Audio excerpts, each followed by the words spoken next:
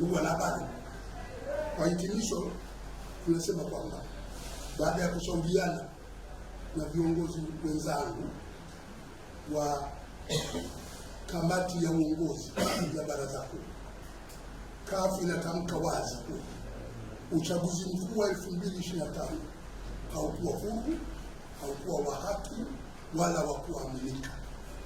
Ni ubakwaji mwingine wa demokrasia.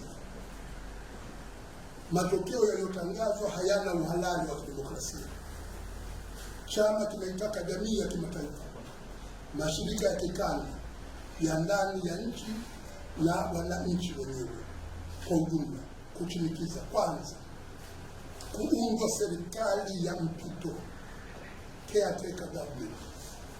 CCM itatufikisha pabaya, imetufikisha pabaya, haiaminiki kabisa.